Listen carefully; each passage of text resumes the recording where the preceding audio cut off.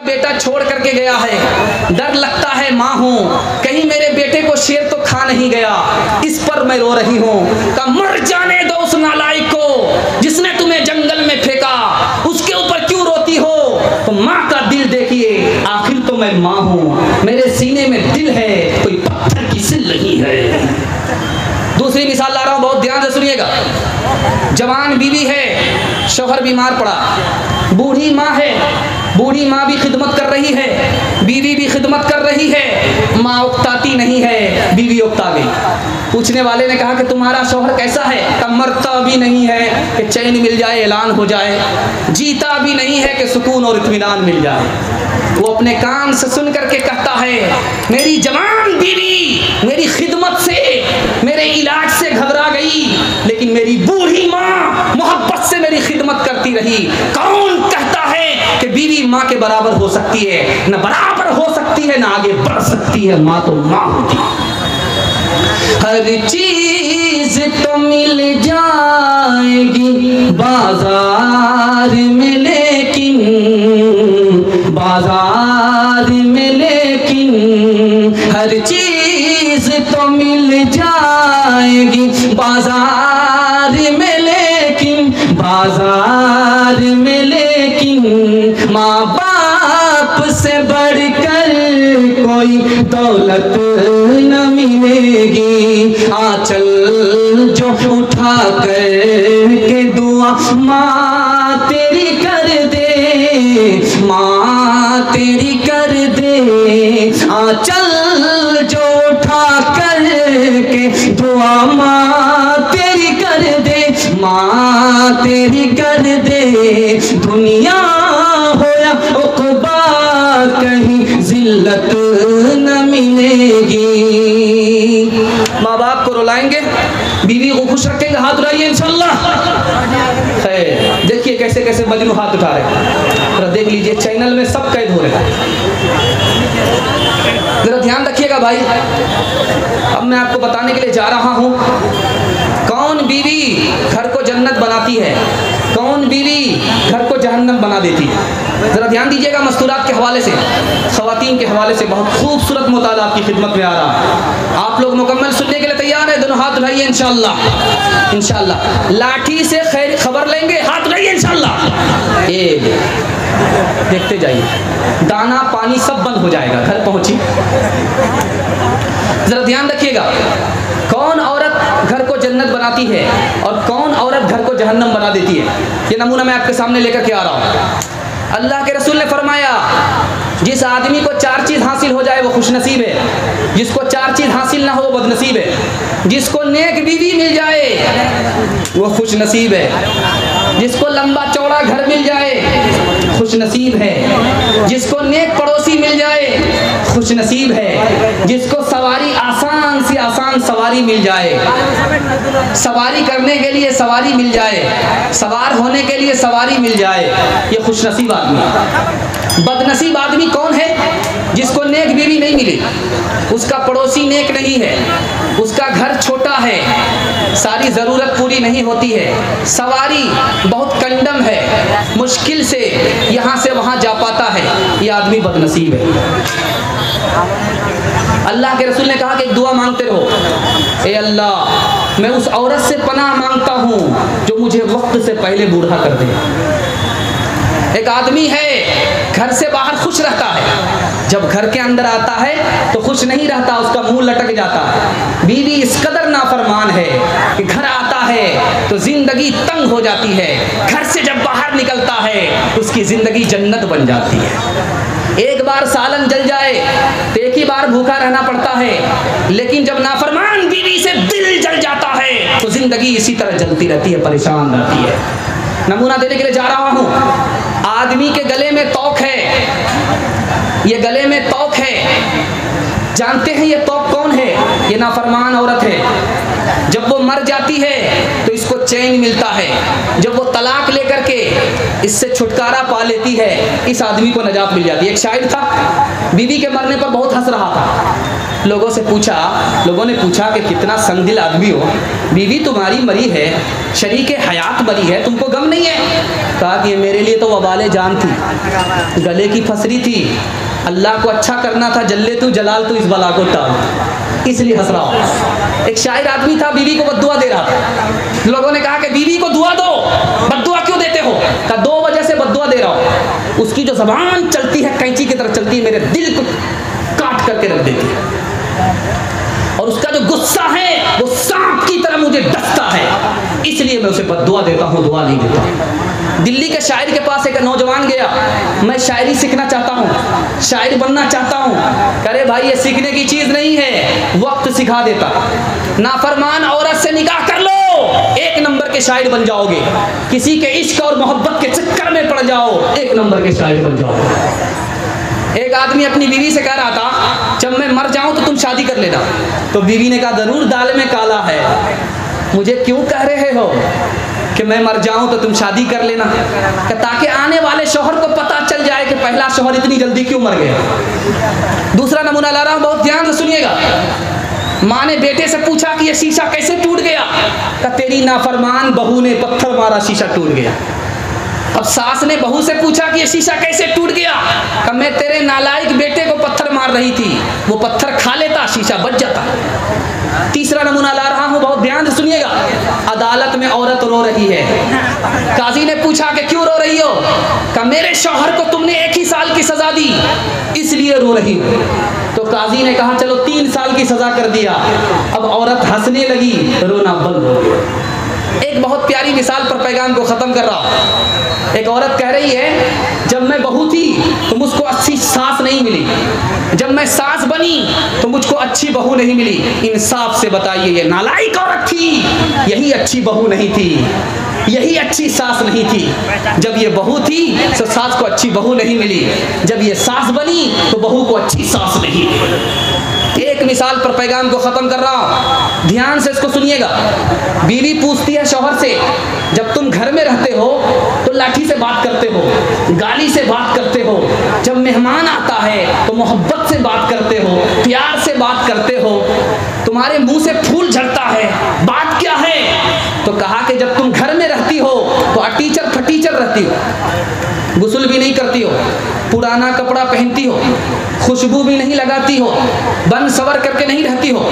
लेकिन जब तुम घर से बाहर निकलती हो तो बन सवर करके निकलती हो, जैसी तू है वैसा मैं हूं। जिसकी फितरत थी हया आबरू, इस्मतों इफ़्फ़त की पुतली एक हो गई तहज़ीब मग़रिब से खराब,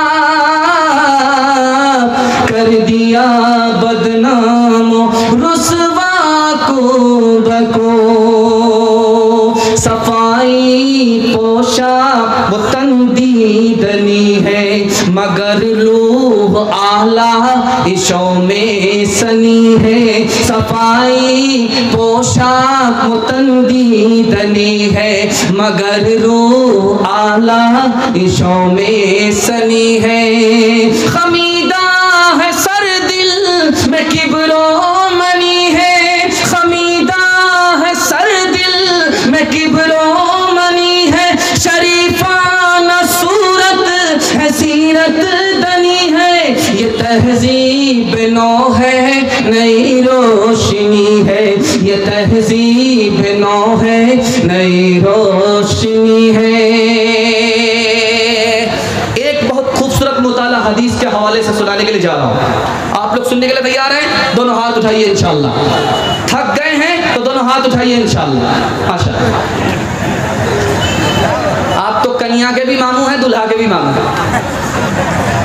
आप सही में भी हाथ उठा देते हैं, गलत में भी हाथ उठा देते हैं। राज की बात सुनिएगा, जब आदमी वजू करता है तो नाक झाड़ने का हुक्म क्यों है?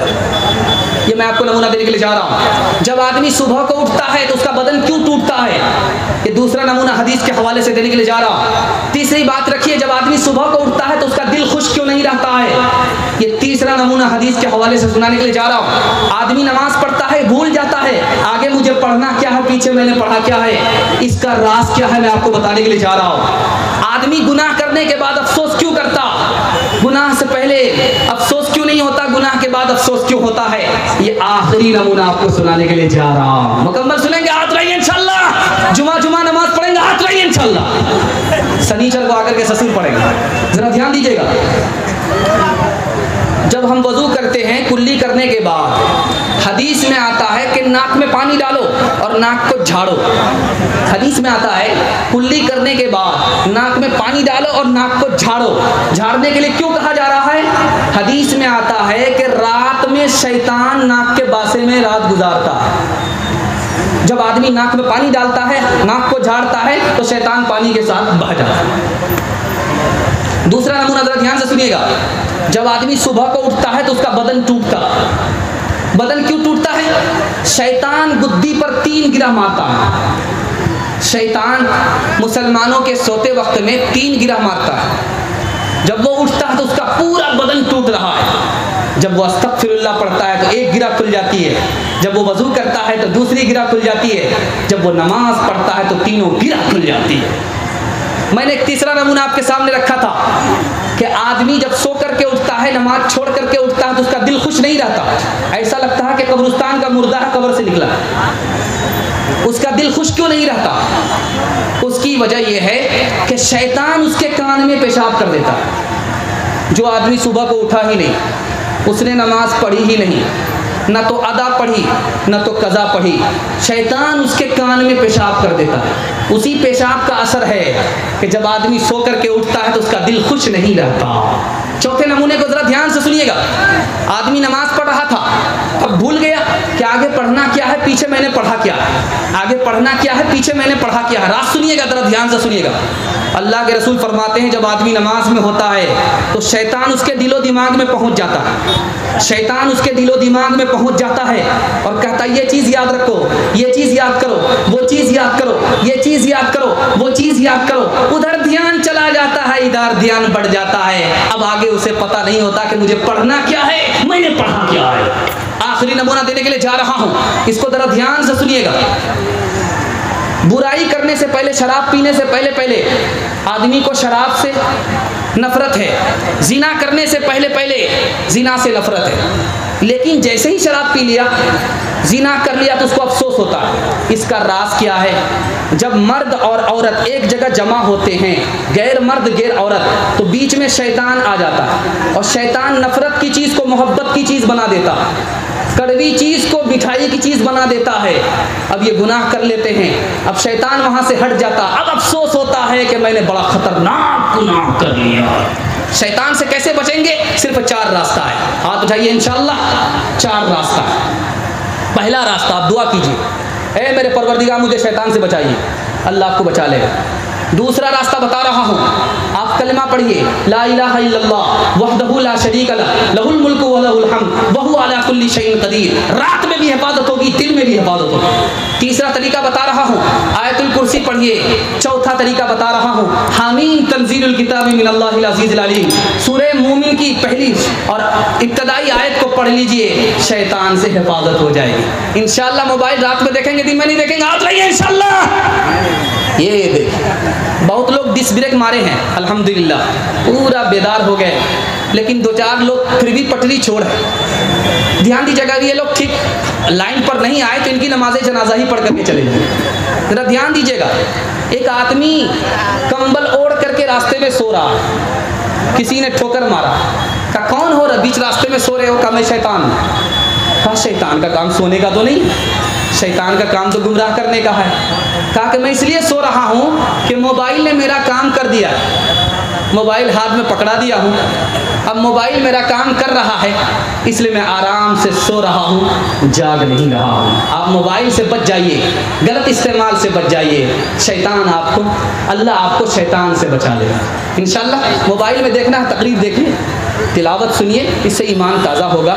लेकिन मोबाइल में फ़िल्म मत देखिएगा, फ़िल्म देखने से शैतान आप पर गालिब आ जाएगा, किसी काम को मुकम्मल होने नहीं देगा, शैतान से आपकी हिफाजत नहीं होगी। हाथ जोड़ करके आपसे कह रहा हूँ, इंशाअल्लाह शैतान के बहकावे में नहीं आएंगे। हाथ उठाइए इंशाअल्लाह। शैतान की न मान जो राहत नसीब हो, अल्लाह को पुकार मुसीबत अगर पड़े, कहो करेगा हिफाजत मेरी खुदा मेरा, कहो करेगा हिफाजत मेरी खुदा मेरा, रहूं जो हक पे मुखालिफ करेंगे क्या मेरा, गुरूर उन्हें है तो मुझको भी नाज है अकबर, गुरूर उन्हें है तो मुझको भी नाज है अकबर, सिवा खुदा के सब उनका है और खुदा मेरा, सिवा खुदा के सब उनका है और खुदा मेरा। बस आखिरी पैगाम मैं अपने हिस्से का दे रहा हूं और अपने जलसे को मुकम्मल कर रहा हूं। शराब के हवाले से मैं आपको सुनाने के लिए जा रहा हूं। आप लोग मुकम्मल सुनने के लिए तैयार हैं? एक शराब से कितना बड़ा नुकसान होता है और समाज शराब से कितना बड़ा नुकसान उठा रहा है। जवान शराब की वजह से कितने पीछे हो गए। जवानों को 3 नुकसान उठाने पड़ रहे हैं। सबसे बड़ा गुनाह कौन है? शराब से बड़ा कोई गुनाह है या नहीं है? ये नमूना मैं आपको देने के लिए जा रहा हूं। एक आदमी सिर्फ शराब पी रहा है घर का और उसकी बीवी 3 बार मुसीबत उठा रही है। उसके मुंह की सड़ी हुई बदबू उसकी बीवी को झेलना पड़ रहा है। शराब ये पी रहा है, मुसीबत बीवी उठा रही है, पहली मुसीबत। दूसरी मुसीबत, जब नवाब साहब घर आते हैं तो गाली बोलते हुए आते हैं और बीवी ने जरा जवाब दे दिया तो लाठी से खबर लेते हैं। बीवी पर दूसरी मुसीबत। तीसरी मुसीबत, अगर बीवी ने सवाल पे सवाल शुरू किया, बड़े मियाँ ने तलाक दे दिया। एक शराबी की वजह से उसकी बीवी पर 3 मुसीबत मुसल्लत होती है। दूसरे नमूने को जरा ध्यान से सुनिए। आदमी एक बार शराब पीता है, हलक के नीचे शराब आ गई, एक बार उसने शराब पिया, उसको 40 दिन तौबे की तौफीक नहीं होती है। 40 दिन तक उसका कोई नेक अमल आसमान में नहीं जाता है। एक बार शराब पीने की नहुसत 40 दिन तक इंसान को महरूम रखती है। तीसरा नमूना देने के लिए जा रहा हूं। पेशाब में और शराब में क्या फर्क है? पेशाब से भी बदतर शराब है। अगर कोई पेशाब पी ले उसकी अकल बाकी रहती है, अकल नहीं जाती है। लेकिन अगर कोई शराब पी ले तो उसकी अकल चली जाती है। पेशाब से भी बदतर शराब है। आपको नमूना देने के लिए जा रहा हूं, बहुत ध्यान से सुनिएगा। 3 गुनाह में सबसे बड़ा गुनाह कौन है? 4 गुनाह में सबसे बड़ा गुनाह कौन है? एक औरत ने एक आबिद को बुलाया, दरवाजा बंद कर दिया और कहा कि 3 गुनाह